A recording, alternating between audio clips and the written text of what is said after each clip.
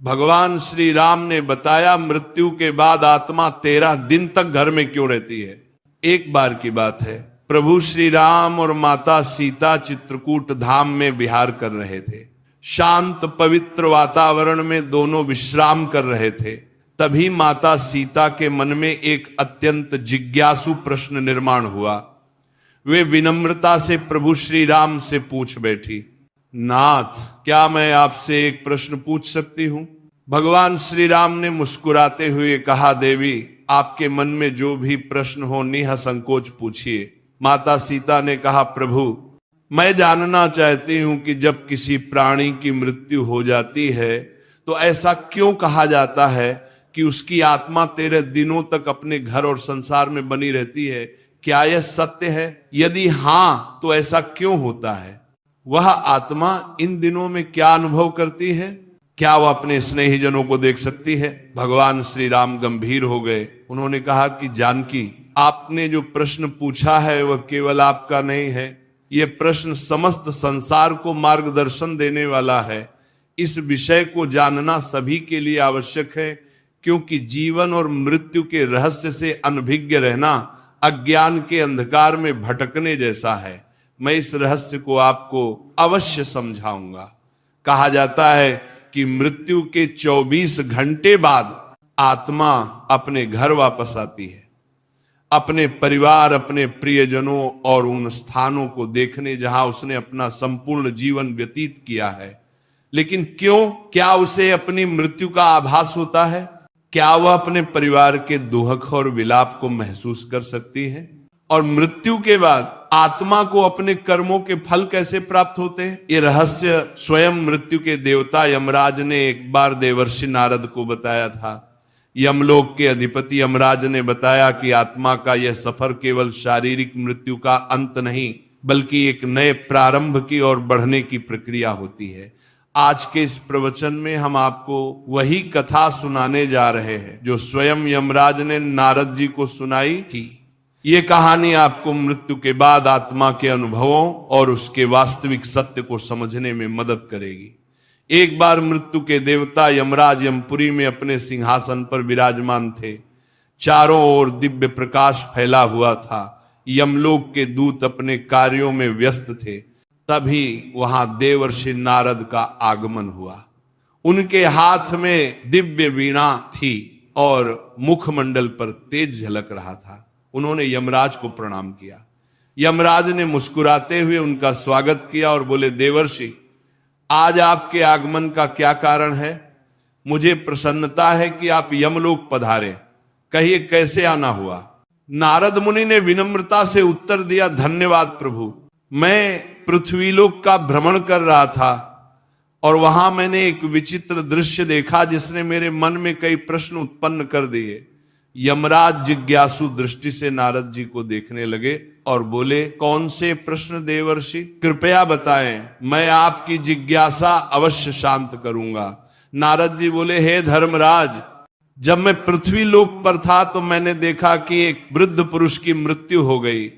उसके परिवार और रिश्तेदार शोक में डूबे हुए थे।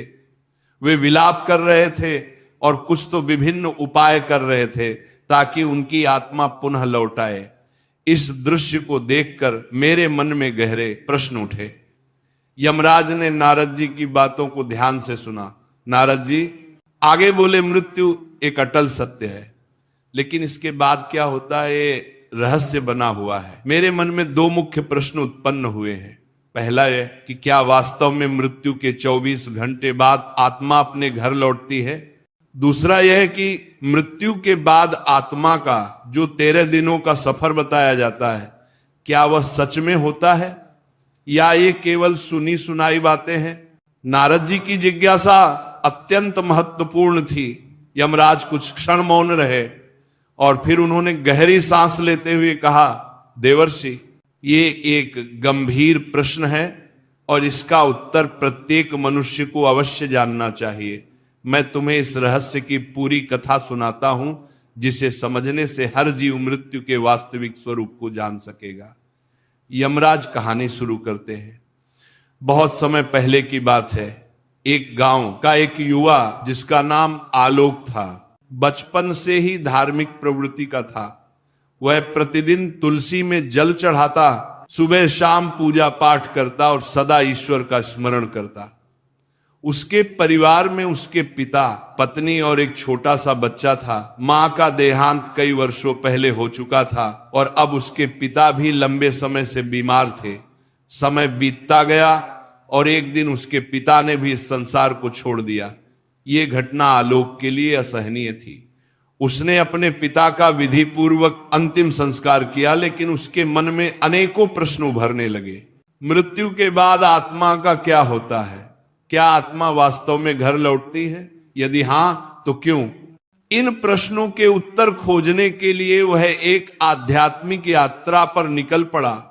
कई गांवों और जंगलों से होते हुए अंततः वह एक आश्रम पहुंचा जहां एक तेजस्वी संत ध्यानमग्न थे।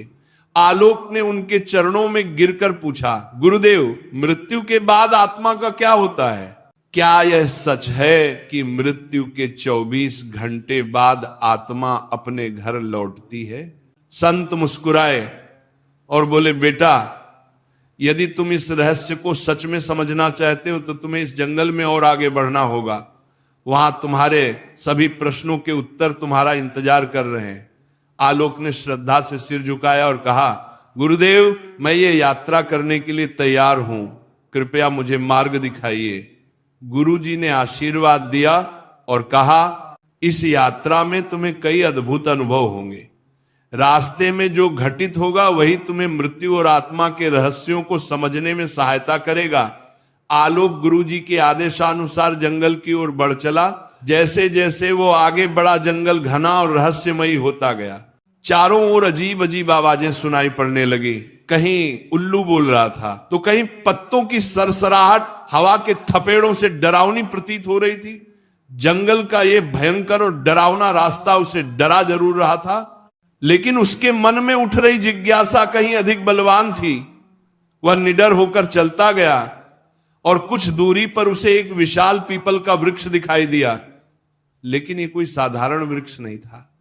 उसकी शाखाएं सांपों की तरह लहरा रही थी और उसकी छाल पर मानो किसी का चेहरा उभर आया था। जैसे ही आलोक उसके पास पहुंचा, वह वृक्ष मानवीय स्वर में बोल उठा, हे मानव, ठहरो, कहां जा रहे हो? आलोक ये सुनकर स्तब्ध रह गया। एक वृक्ष बोल रहा था, परंतु वह घबराया नहीं।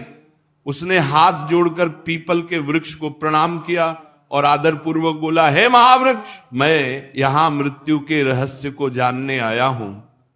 मेरे मन में कई प्रश्न है और मैं उनके उत्तर खोजने के लिए यह यात्रा कर रहा हूं।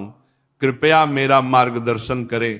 पीपल के वृक्ष ने गंभीर स्वर में कहा, तुम्हारी जिज्ञासा योग्य है मानव। मैं तुम्हें मृत्यु के बाद की प्रथम अवस्था के बारे में बता सकता हूं, लेकिन उससे पहले तुम्हें मेरी एक पहेली का उत्तर देना होगा। यदि तुम सही उत्तर दे सके तो ही मैं तुम्हें आगे का ज्ञान दूंगा। आलोक ने श्रद्धा से सिर झुकाया और कहा, कृपया अपनी पहेली पूछिए, मैं उत्तर देने का प्रयास करूंगा। पीपल का वृक्ष थोड़ा मुस्कुराया और बोला, सुनो, ये पहेली तुम्हारे ही जीवन से जुड़ी है। जब जीवित होता हूं तब काल होता हूं, मरने के बाद मैं लाल हो जाता हूं।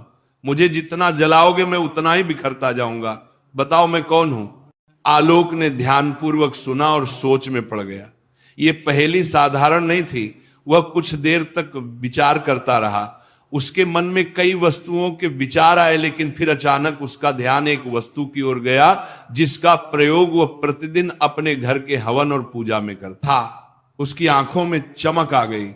उसने पीपल के वृक्ष की ओर देखा और आत्मविश्वास से उत्तर दिया, इसका उत्तर कोयल है। जब कोयल जीवित रहता है तो वह काला होता है, जलने के बाद वह लाल हो जाता है और धीरे धीरे बिखरकर राख में बदल जाता है। जैसे ही अरब ने यह उत्तर दिया, पीपल के वृक्ष की शाखाएं इकाई हिलने लगी। चारों ओर हवा तेजी से बहने लगी और वृक्ष ने स्वर को गंभीर करके कहा, सत्य कहा वत्स, तुमने मेरी पहेली का सही उत्तर दिया है। अब मैं तुम्हें मृत्यु के बाद की प्रथम अवस्था के बारे में बताऊंगा, ध्यानपूर्वक सुनो। पीपल के वृक्ष ने आगे कहा, बेटा, जब शरीर नष्ट हो जाता है तब आत्मा एक भ्रम की स्थिति में आ जाती है उसे समझ ही नहीं आता कि वह मुक्त हुई है या किसी बंधन में है। यह मृत्यु के बाद के पहले 24 घंटे की सबसे रहस्यमय अवस्था होती है। आलोक ध्यान से सुन रहा था, लेकिन उसके मन में और जिज्ञासा जाग उठी। उसने हाथ जोड़कर पूछा, कृपया विस्तार से समझाइए, मृत्यु के तुरंत बाद आत्मा को क्या अनुभव होता है? पीपल ने गहरी सांस ली, मानो किसी पुरातन स्मृति को जागृत कर रहा हो, और फिर कहा, जब मृत्यु होती है तो आत्मा शरीर से अलग हो जाती है, परंतु पहले ही क्षण में आत्मा को यह समझ नहीं आता कि वह देह से मुक्त हो गई है। वह स्वयं को जीवित ही मानता है। यह ठीक वैसा ही है जैसे कोई गहरी नींद में हो और अचानक नींद टूट जाए, परंतु उसे यह भान ना हो कि वह जाग चुका है। आत्मा उसी स्थिति में भटकती रहती है। आलोक ने चकित होकर पूछा, क्या आत्मा को अपना मृत शरीर दिखाई देता है? पीपल ने कहा, हां, बहुत बार आत्मा अपने ही मृत शरीर को देखती है। वो अपने परिवार को रोते बिलखते देखती है। वो उनसे बात करने की कोशिश करती है, उन्हें छूने का प्रयास करती है, लेकिन कोई उसकी आवाज नहीं सुन सकता, कोई उसके स्पर्श को महसूस नहीं कर सकता। ये आत्मा के लिए सबसे बड़ा भ्रम और पीड़ा का क्षण होता है। इन पहले कुछ घंटों में आत्मा का सबसे अधिक मोह अपने घर परिवार से रहता है। वह अपने प्रियजनों के आसपास ही घूमती रहती है। कई आत्माएं घर में ही रुकी रहती हैं, अपने परिवार के लोगों को देखती हैं, लेकिन वे कुछ कर नहीं पाती। कभी कभी आत्मा को यह आभास भी होता है कि वो अभी भी जीवित है, उसे भूख लगती है, प्यास लगती है, लेकिन जब वह भोजन की ओर बढ़ती है तो पाती है कि वह खा नहीं सकती। जब वह अपने प्रियजनों को गले लगाने का प्रयास करती है तो पाती है कि वह उसे महसूस नहीं कर सकती। यह स्थिति आत्मा के लिए सबसे अधिक कष्टदायक होती है। आलोक की आंखों में विस्मय और करुणा दोनों झलक उठे। उसने पूछा, क्या आत्मा को अपने कर्मों का आभास होने लगता है? पीपल का स्वर और गंभीर हो गया और उसने आगे कहा, हां, जैसे जैसे समय बीतता है आत्मा को धीरे धीरे अपने कर्मों का आभास होने लगता है। यदि उसके जीवन में अच्छे कर्म थे तो उसे भीतर से शांति अनुभव होती है, लेकिन यदि उसने बुरे कर्म किए थे, किसी का दिल दुखाया था, अधर्म किया था, तो वह पीड़ा से भर उठती है। उसे अपने ही पापों का बोझ महसूस होने लगता है। कई आत्माएं इतनी अशांत होती हैं कि वे घर के भीतर ही अटक जाती हैं और उनका शरीर जलाया जाता है, तब भी वे वहीं भटकती रहती हैं। इसलिए शास्त्रों में कहा गया है कि मृत्यु के तुरंत बाद गीता का पाठ करना चाहिए, आत्मा के लिए प्रार्थना करनी चाहिए, ताकि वो अपने मोह को त्याग कर आगे की यात्रा पर बढ़ सके। 24 घंटे के भीतर आत्मा को धीरे धीरे यह समझ आने लगता है कि वो अब इस संसार में नहीं रही, लेकिन तब तक उसका मोल इतना अधिक बढ़ जाता है कि वो अपने घर वापस लौटती है। यही कारण है कि हिंदू धर्म में मृत्यु के अगले दिन घर में विशेष पूजा की जाती है, आत्मा के लिए पिंडदान किया जाता है, ताकि वह शांति से अपनी आगे की यात्रा पर जा सके। पीपल ने अपनी बात समाप्त की और कुछ क्षणों के लिए मौन हो गया।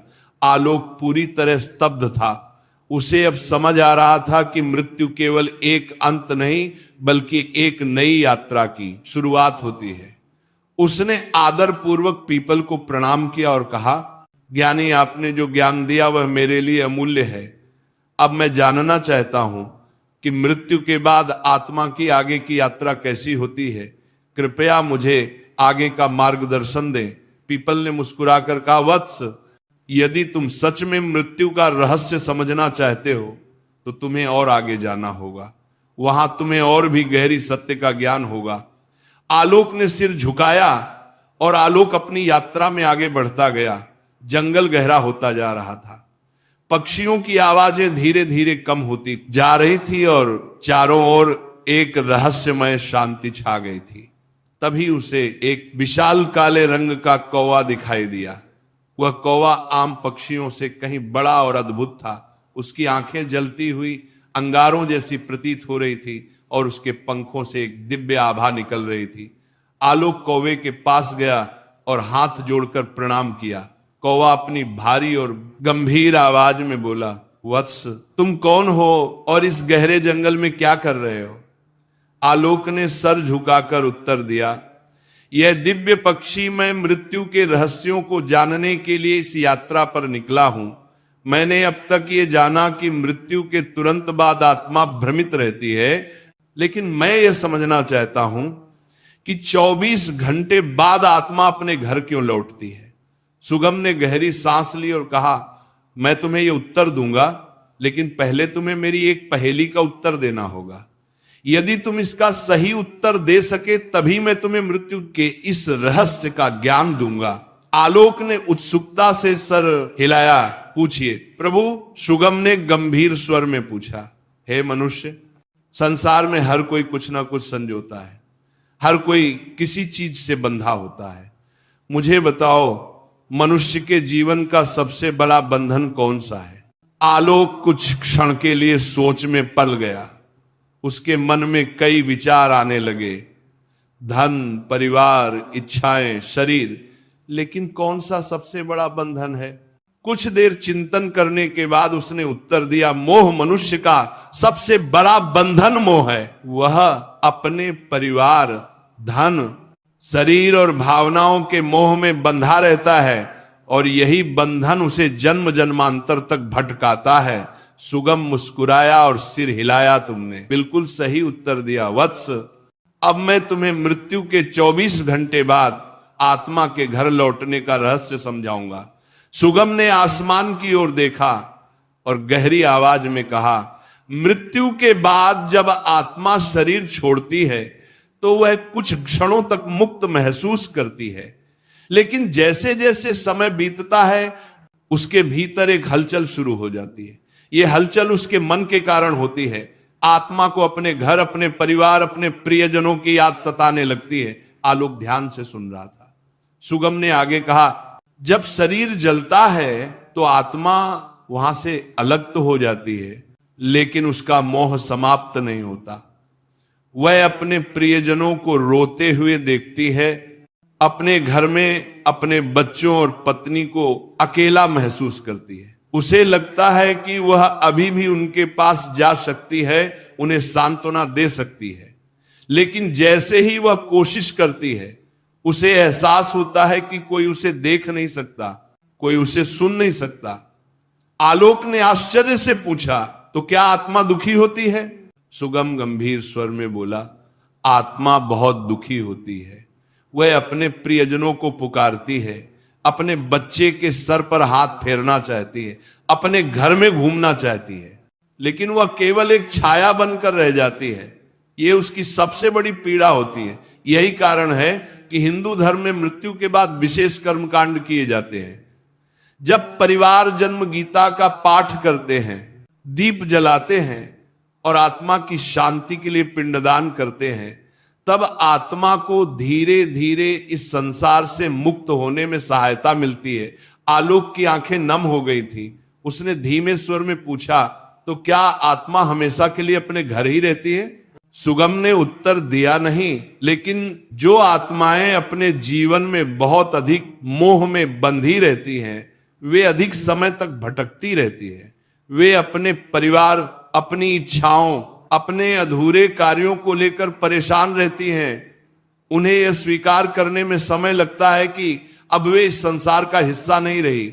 यही कारण है कि मृत्यु के बाद परिवार को आत्मा की शांति के लिए कर्मकांड करने चाहिए, ताकि आत्मा इस मोह से मुक्त हो सके और अपनी आगे की यात्रा कर सके। सुगम ने आलोक को देखा और कहा, अब तुम जान चुके हो कि आत्मा मृत्यु के 24 घंटे बाद अपने घर क्यों लौटती है। यह मोह ही आत्मा को खींचकर वापस ले आता है।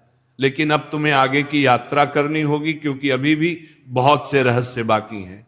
आलोक ने सुगम के चरणों में सिर झुकाया और कहा कि दिव्य पक्षी, आपने मुझे अनमोल ज्ञान दिया। अब मैं जानना चाहता हूं कि जब आत्मा मोह से मुक्त हो जाती है तब उसकी आगे की यात्रा कैसी होती है।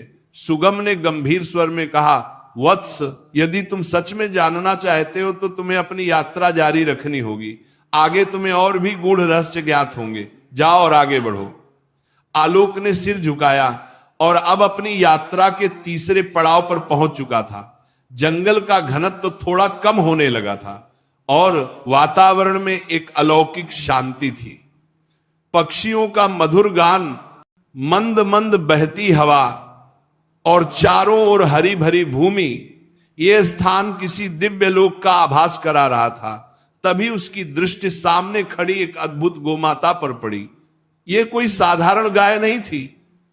इसके शरीर से एक दिव्य प्रकाश निकल रहा था और इसकी आंखों में गहरी करुणा तथा ज्ञान की झलक थी। आलोक ने श्रद्धा से झुककर गौ माता को प्रणाम किया।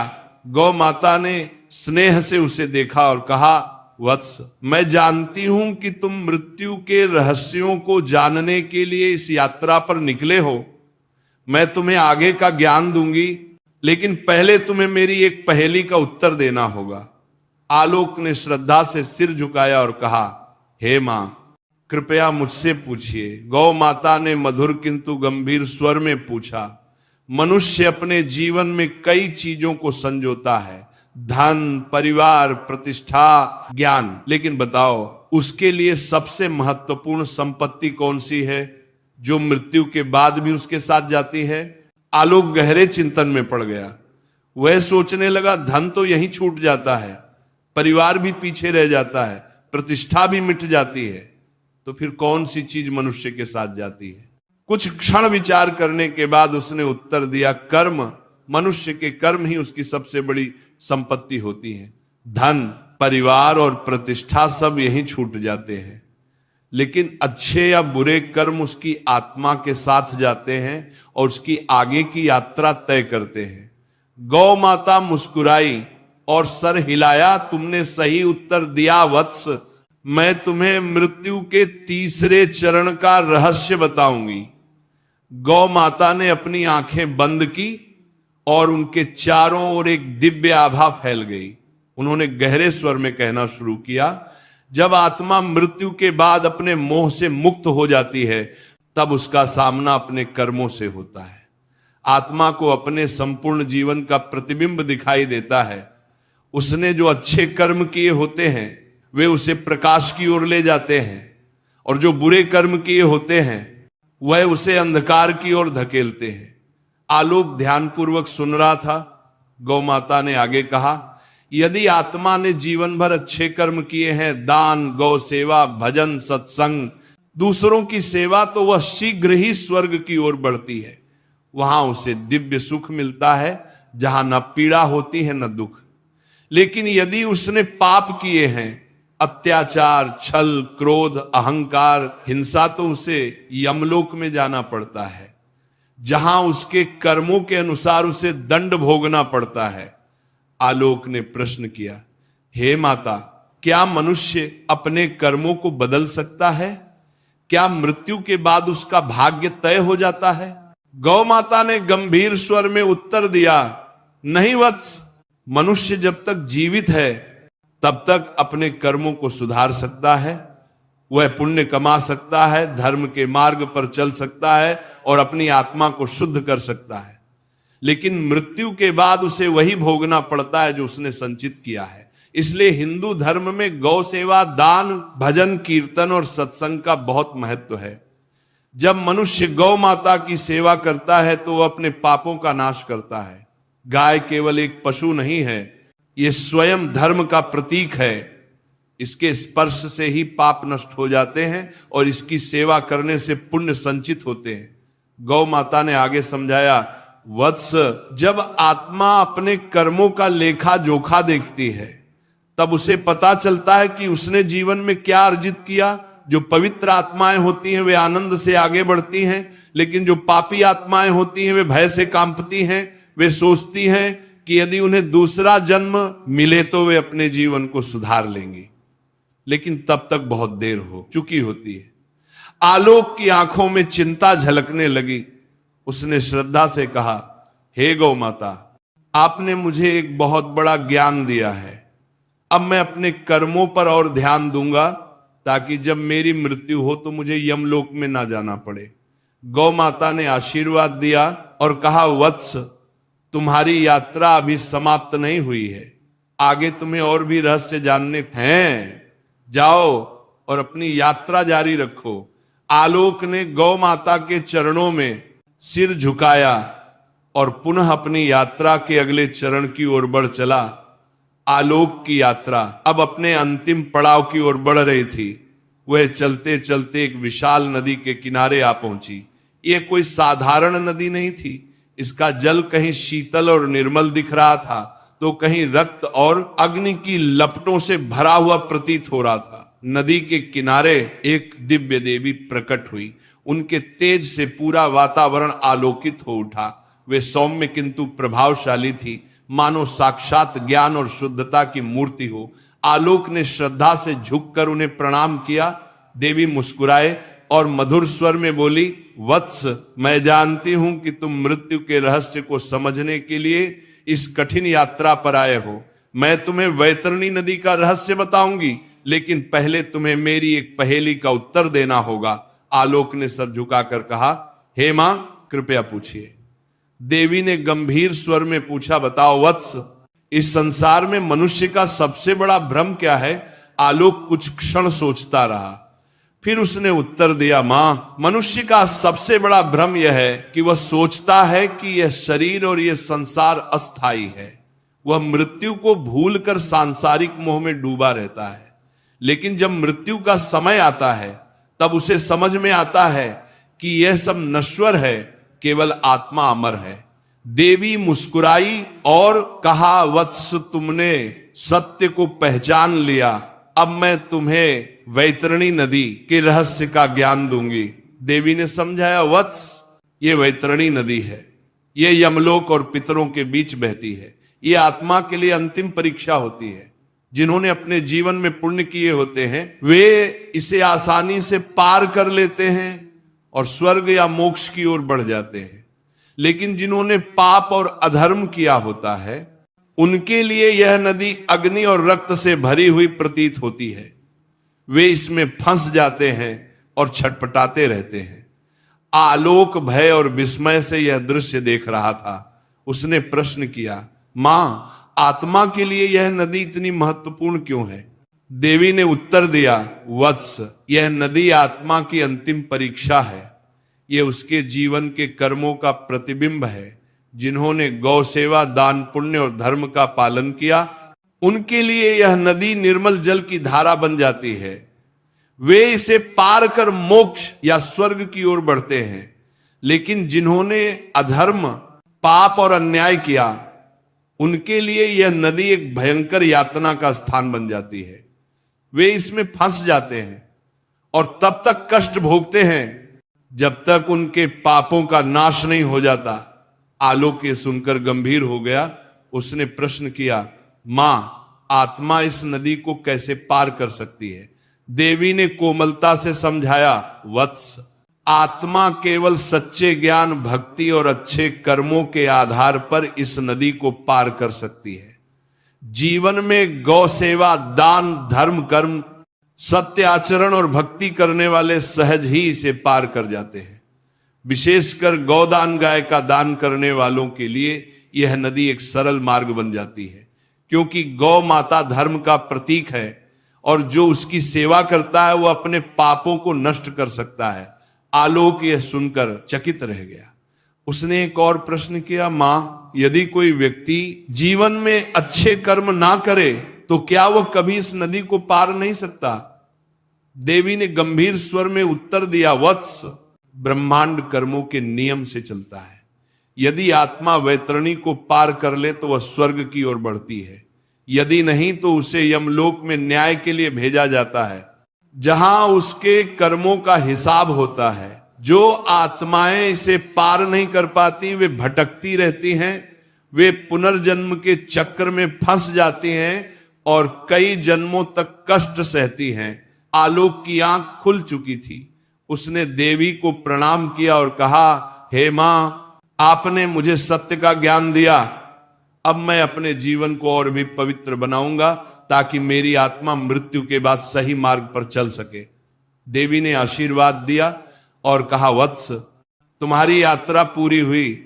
जाओ और इस ज्ञान को संसार तक पहुंचाओ ताकि लोग मृत्यु से पहले जीवन को समझ सके।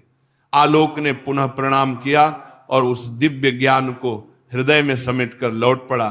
तो यमराज ने नारद जी को इस तरह से आत्मा के 13 दिनों के रहस्य की संपूर्ण कथा सुनाई। उन्होंने बताया कि कैसे आत्मा मृत्यु के बाद अपने घर लौटती है, कैसे वो अपने कर्मों के अनुसार आगे बढ़ती है और किन किन अवस्थाओं से गुजरती है। यमराज के वचन सुनकर नारद जी के सभी संदेह दूर हो गए। नारद जी ने हाथ जोड़कर कहा, आपकी यह दिव्य कथा सुनकर मेरे सभी प्रश्नों के उत्तर मिल गए हैं। अब मुझे स्पष्ट हो गया कि मृत्यु के बाद आत्मा किस प्रकार अपनी यात्रा पूरी करती है। मैं इस सत्य का प्रचार प्रसार करूंगा ताकि अधिक से अधिक लोग इस गूढ़ ज्ञान को समझ सके और धर्म के मार्ग पर चल सके। यमराज ने नारद जी को आशीर्वाद दिया और कहा, देवर्षि, यदि मनुष्य इस सत्य को समझकर जीवन व्यतीत करें तो वे मोह माया से मुक्त हो सकते हैं और सही मार्ग का अनुसरण कर सकते हैं।